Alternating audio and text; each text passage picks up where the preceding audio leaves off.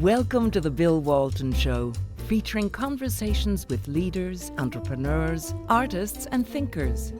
Fresh perspectives on money, culture, politics, and human flourishing. Interesting people, interesting things. Welcome to the Bill Walton Show. I'm Bill Walton. Well, we're back today with one of my favorite guests and an astute observer of the world scene, Dr. Stephen Bryen. As you may recollect, he's a senior fellow for the Center for Security Policy and the Yorktown Institute. And I think no one's following the details and the ins and outs of what's going on with Ukraine, Russia, and the prospects for negotiated outcome or whatever the outcome's likely to be in that terrible, terrible war. Stephen has over 50 years national security experience, including many stints at the Pentagon, where he was known as the Yoda of the arms trade. So, Stephen, you've been covering this. You recently predicted that, I think just last week, that Zelensky may be on the ropes, and consequently, so may be Biden if Ukraine doesn't pull out of this. Right. I think it's a very closely fought situation, but he has to deliver on the so-called offensive, which has been promised, and which the U.S. provided lots of weapons. And if he can't deliver, or if they fail, then I think we're at a tipping point as far as Ukraine's future is concerned, certainly Zelensky's future. So that's all right. I think he'll try. I'm not convinced he'll be successful. There's talk of a Ukrainian offensive, but do they have the weapons and supplies to pull this off? I mean, isn't the cupboard pretty bare? They have a lot of weapons. I think the U.S. has really pumped in an awful lot of stuff, so have the Europeans. But I think the real issue is manpower. I don't think it's so much weapons. I mean, at some point you have to have operators and fighters. And the more losses they sustain, they're supposedly on their third army now, the first two having been decimated, wiped out, eliminated.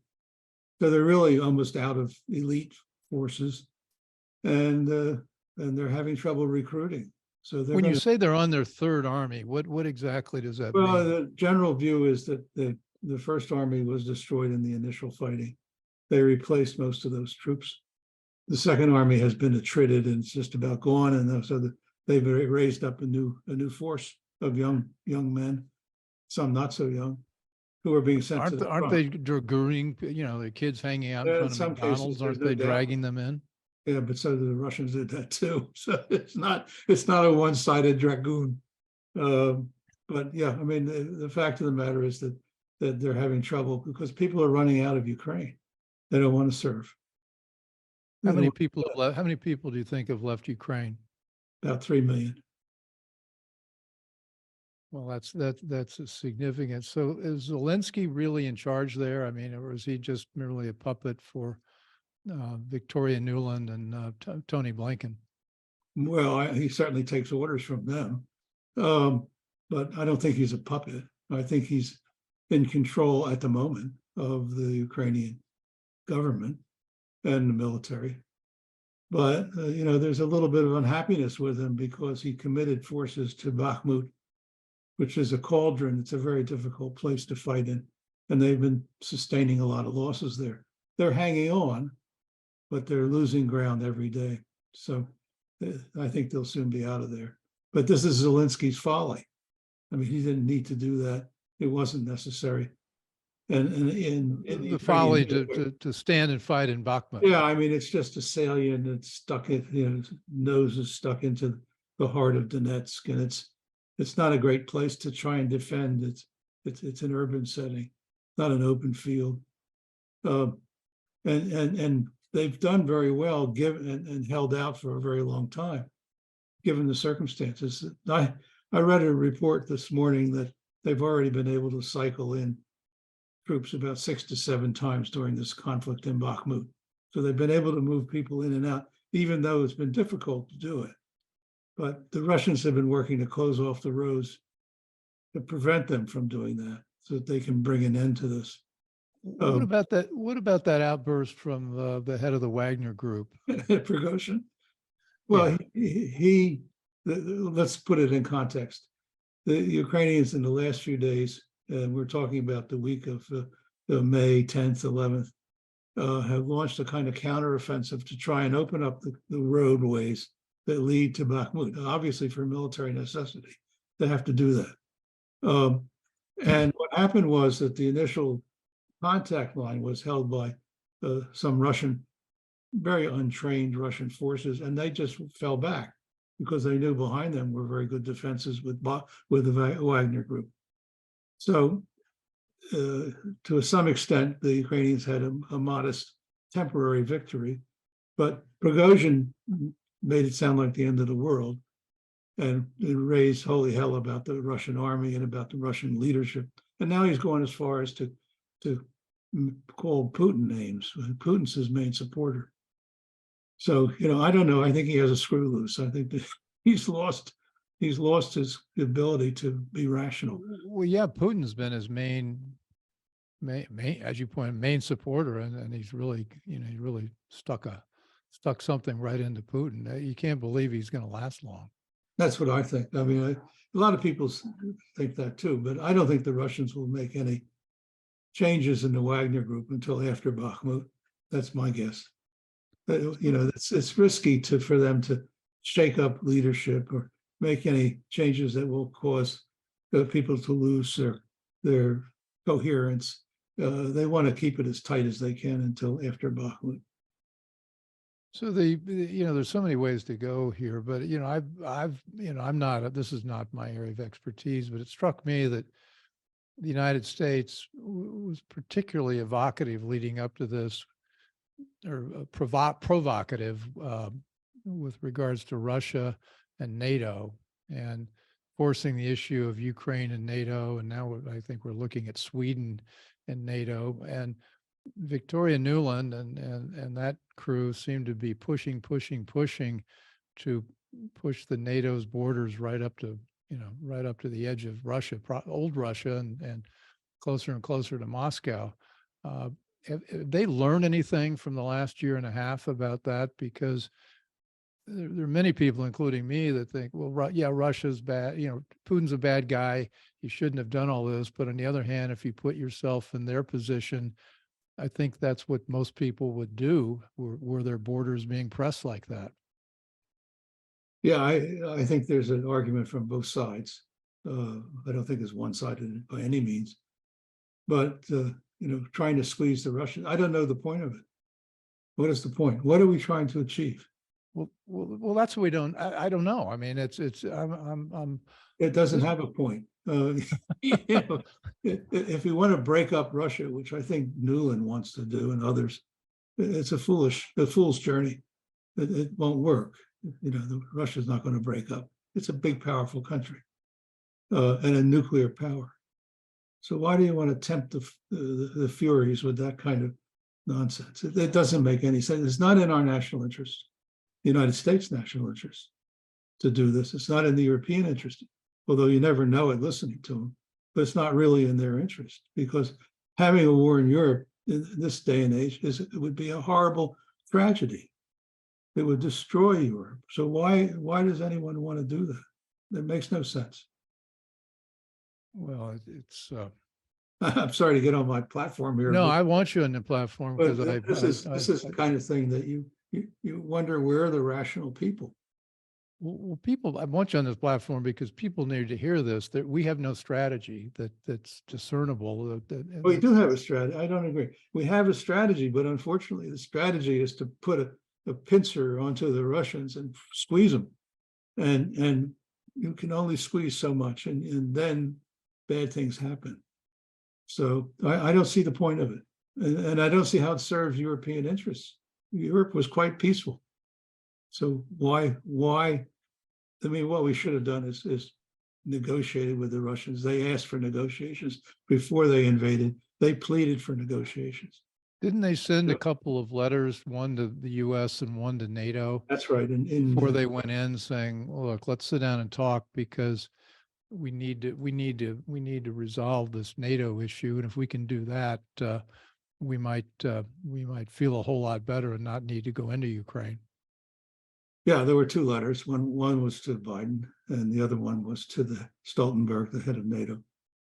And the Russians had two issues. One was Ukraine, obviously, because they felt that we were arming up Ukraine, and the Ukrainians were pressuring the Russian-speaking portions of the country and about to invade and might cross into Russia too. And the Russians were very alarmed about that. So that was their view. Whether they're correct about that's not important. What's important is that was their view. And that's what they were talking about. They were also talking about the problem of nuclear weapons in Europe. Now, the Russians sometimes are as guilty as anybody about that. But the Russians were pointing out that the US had set up these missile defenses in Romania and one in the works in Poland that would be able to launch cruise missiles armed with nuclear warheads. And they were concerned about it. I would too, if it was my problem. So they asked them to talk about that. And they were simply turned down by NATO and by Biden. Wouldn't discuss anything with them. It's after that that the invasion started. It seems like the delusion that the administration has is that they're still acting like the United States is sort of the omnipotent world hegemon, and all the other countries are going to have to fall in line as we bring about a world order that's aligned with what we think the world order ought to be. Right. And it looks like the rest of the world's watching us here, and they've watched us, cut and run in Afghanistan. Iraq turns out to have been a catastrophe. It looks like a lot of our foreign adventures have been ending up made a mess of the Middle Eastern policy. In the Middle Eastern policy. So in that context, I've got three questions. One's how is Europe feeling now? How's NATO feeling now? Or are they beginning to lose confidence that we ought to be pursuing this? And are they going to put pressure on us to try to wrap this thing up? Second is, have the sanctions worked at all in terms of crippling Russia? And I guess the third thing is, what do you see with the fact that we've pushed Russia into China's arms, or China has stepped into this, and we really don't seem to have any other countries in the world that are much aligned with our objectives, except maybe Poland. Yeah, working backwards, forwards. We certainly pushed the Russians into the arms of China, and we put ourselves in a very bad position because now we have two large powers, two nuclear powers, one becoming increasingly prominent and aggressive, and the other one strong, and we put ourselves between them. Why? We didn't need to do that. It wasn't necessary to provoke the Russians. We could have found some way to ameliorate that problem. And so now we've got two alliances against us. So that's kind of crazy. It's not good geopolitics. It's very bad, very senseless.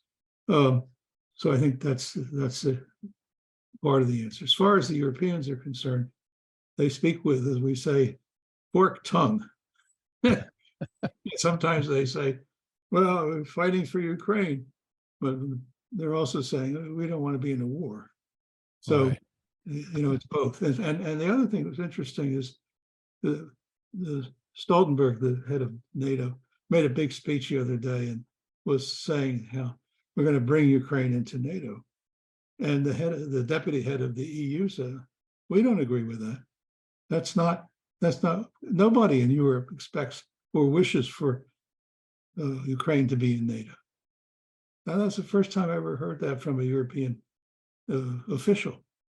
So there is pushback, and it's the first time I've actually seen pushback against Stoltenberg and these kinds of belligerent statements, which I think are foolish. Once again, because it provokes the Russians for absolutely no reason. The Russians have set a red line as no NATO in Ukraine. That's their line. That doesn't mean there can't be security guarantees for Ukraine, but that's a different matter. And I think it's very foolish of Stoltenberg to do this, but he's been provoking for a long time. And of course, that's what Washington wants him to do, but that's not the way to go. if it's wrong. Did I The answer all the questions, or have I missed one? no, you think you missed one. The big one is how has this impacted Putin's Russia? Have the Ah, sanctions had any effect? I mean, my view is not nearly as much, and in some ways it may have strengthened Russia's hand. But anyway, you know well, a I lot think more than I the do on this. scholars, I'm not an economist, thank God. Yeah, that And is really good. That's a good thing. some things I avoided in my life. One was to be a brain surgeon, and the other was to be an economist. Um, and I think in both cases, people are very lucky. But as far as Russia is concerned, yeah, it's hurt them. There's no doubt. I think the biggest loss, though, at the end of the day, is our loss, because Western industry is pulled out of Russia, almost all of it, and that's a tragedy, because the importance is to have Russia integrated into the West in a positive way, and one of the ways you do that is economically. So if American companies are in Russia and Russian companies are in America, that's a good thing. But that's over now. So the Russians are now turning to the Chinese. They're setting up a counter currency to the dollar. Well, no, that won't happen. Well, it may happen, but it won't work. But I mean, the bottom line is that they're alienated. They've shifted their focus. In the beginning, if you recall, Putin was very focused on relations with the West. That was his whole bit. I'm no more Soviet stuff. We're gonna have positive, really good relations, economic, political, everything with the West. That's gone. And by the way, while we're talking about it, but I think Putin's secure, by the way, for the moment. So I think he's more secure than Zelensky. But that's just my assessment of things.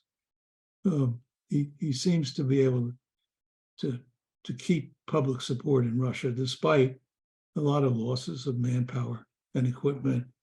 And no one has reckoned with the cost of this war, because this is a very expensive war. The Russians got a break for the first year because they had all this Soviet equipment from the 80s that they used against Ukraine. Of course, Ukraine also had all this equipment from the 80s. So they were fighting with old stuff, but the current government didn't pay for it, so to speak.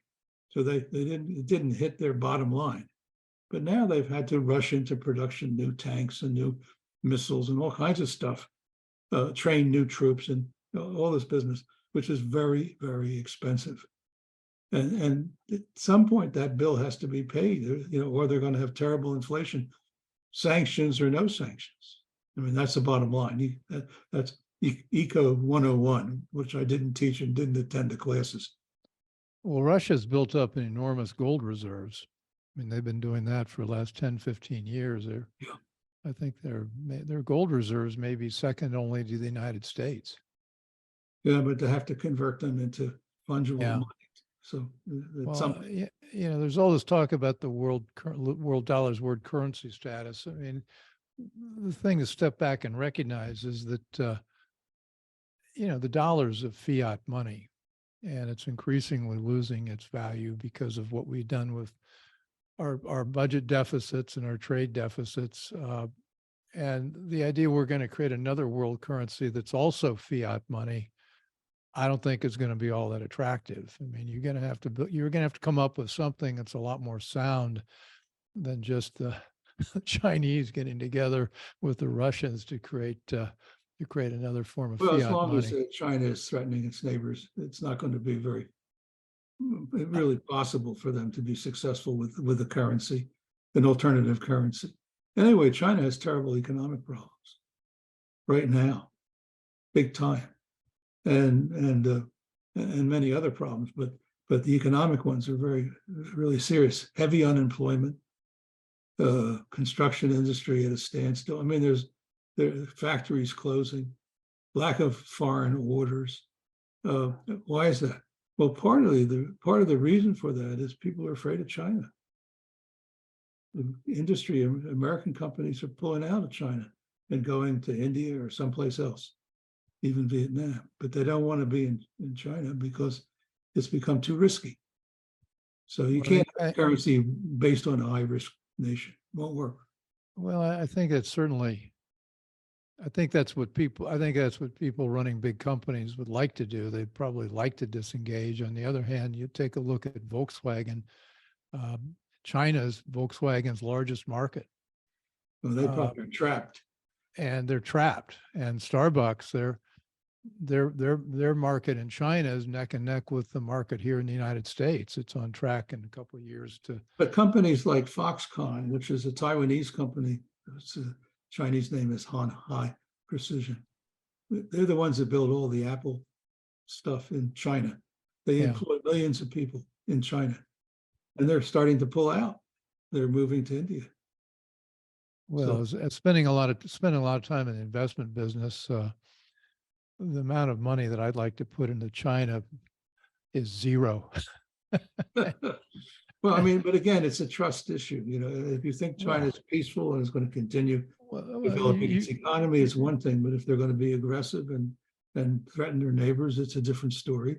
And I think that's why the currency, at the end of the day, won't work because Well, and Xi, his totalitarian paranoia. I mean, it's as an investor, one of the things you want to do before you invest is you want to find out what's going on in the country, what's going on in the market, and the industry you want to invest in. Well, China has all these due diligence firms operating in the country to help foreign investors decide where and how and when to invest. Well, Xi's having them all shut down. They're getting raids by what do they call, the black men or the black policemen or something like that. And they're shutting down U.S. audit firms in China, and he is concerned about information leaking out about the Chinese strategies to American investors and maybe the and he also American doesn't government. want Americans and others to know how bad it is in China right now. Yeah. If you have auditing, you find out who's making money, don't you? And where the money's going and all that stuff. Well, yeah. I mean, it's well. Okay, we got to circle in for a landing here because Okay. I don't want to take too much. I didn't plan to talk to you about economics. As I said, I plan to talk about. I'm not an economist. I think the most interesting conversations are the ones that end up someplace we never started or thought we'd go. But let's circle back for landing, though, because you wrote about Kissinger and Kissinger's prediction that he thought the situation was ripe for negotiations to start by the end of the year. You wrote a piece on that. Right. Thoughts? Yeah, well, a couple of thoughts. I mean, first of all, negotiations won't start unless Washington wants them to start, or unless Zelensky and his crowd are gone and someone else takes over in Ukraine. But if things stay the way they are, there's not going to be any negotiations. Biden doesn't want them because he wants a victory. He said he's going to bring a victory in Ukraine. That's his mantra. That's what his policy. Whatever victory means. Well, I know what it means. It means the Russians are completely out of Ukraine. Ain't going to happen. So, that forecloses negotiations. Well, Kissinger thinks that will wear down by the new year, let's say, and maybe Biden will change direction. I'm not very good at these predictions, but right now it doesn't look that way. Well, but the basis for a settlement, I think the United States would want Russia to give up all of the gains they've made in Ukraine and certainly solidify its hold on Crimea or the United States. Russia is not going to give up that. The United States think they should, so that's not a starter. And then there are lots of things Ukraine couldn't give up. I don't see the basis for a deal.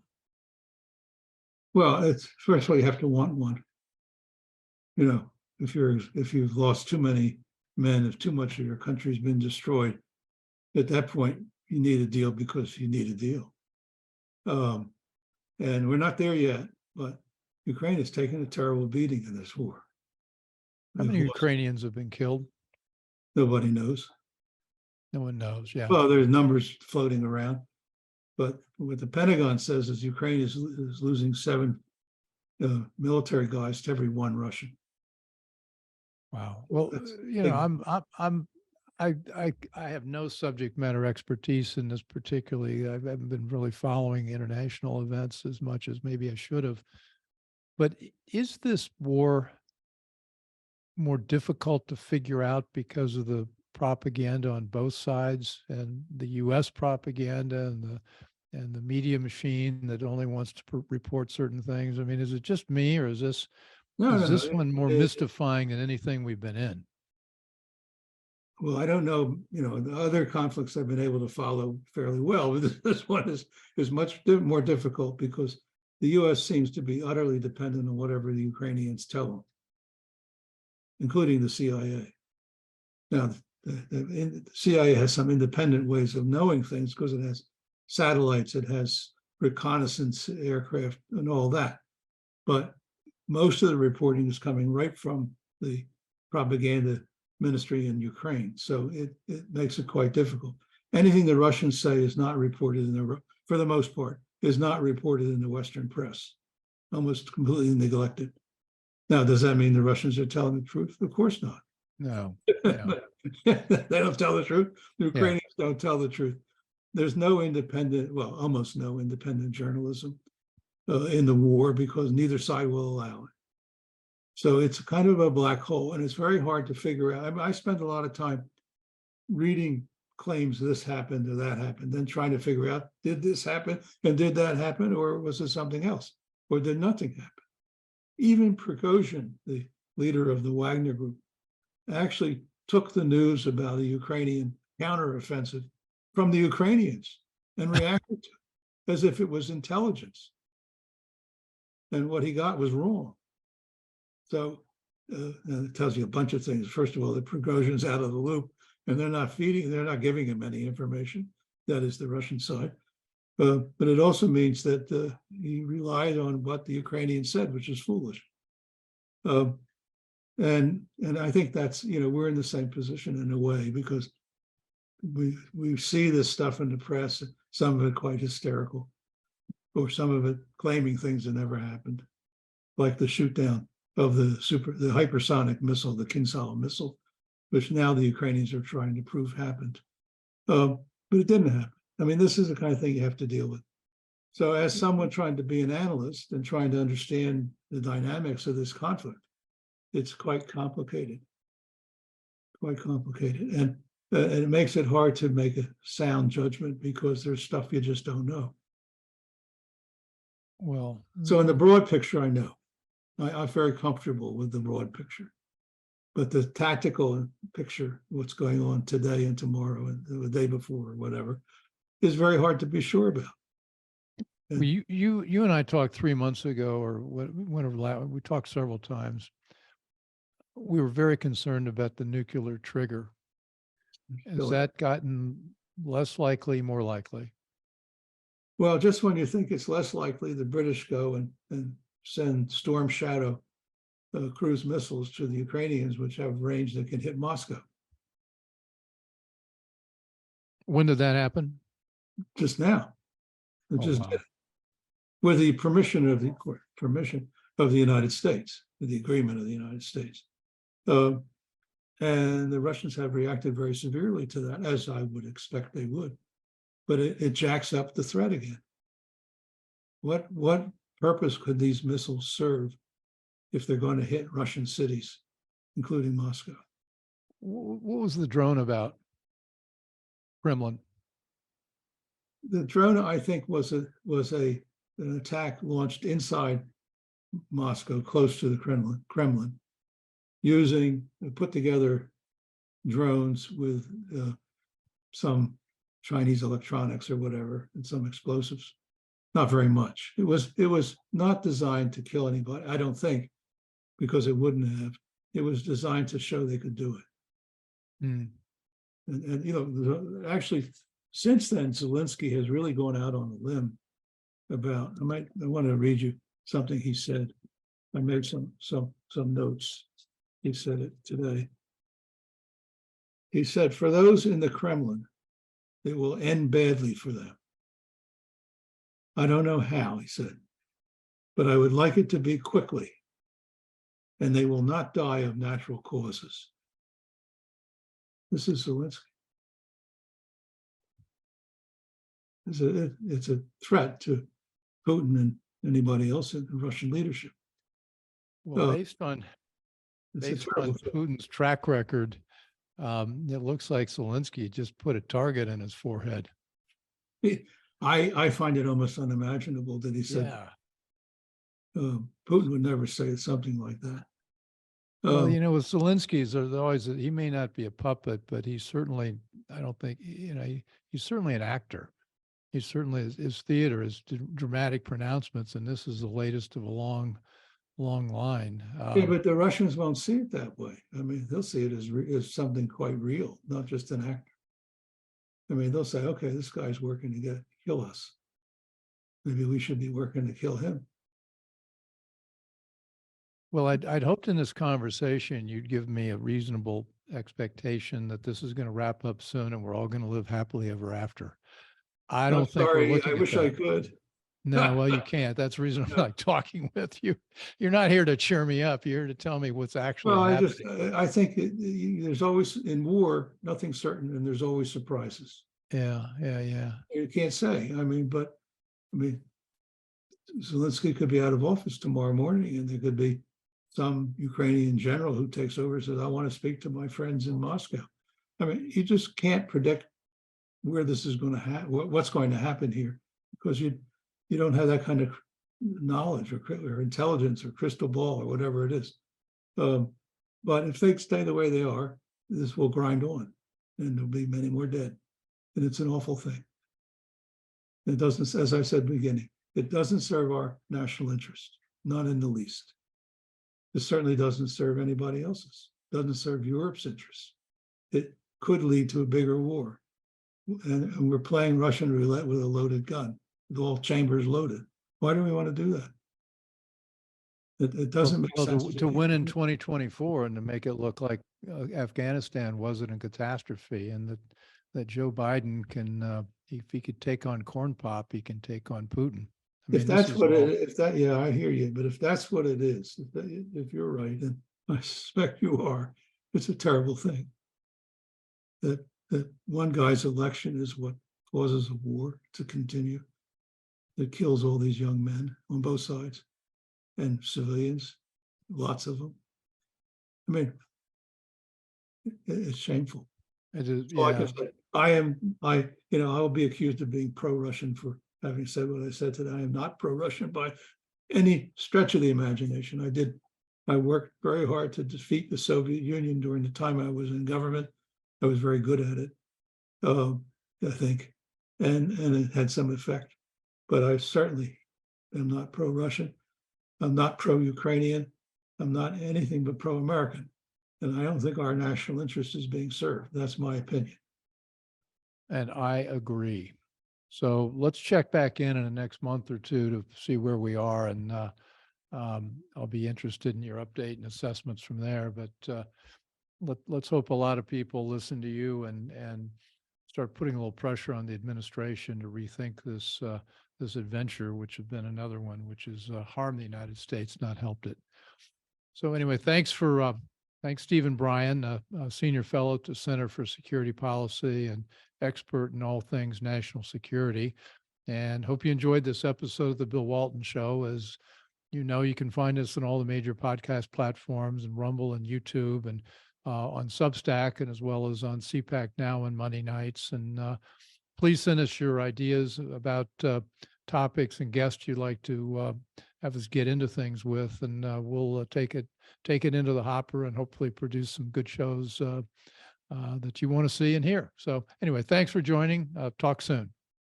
I hope you enjoyed the conversation. Want more?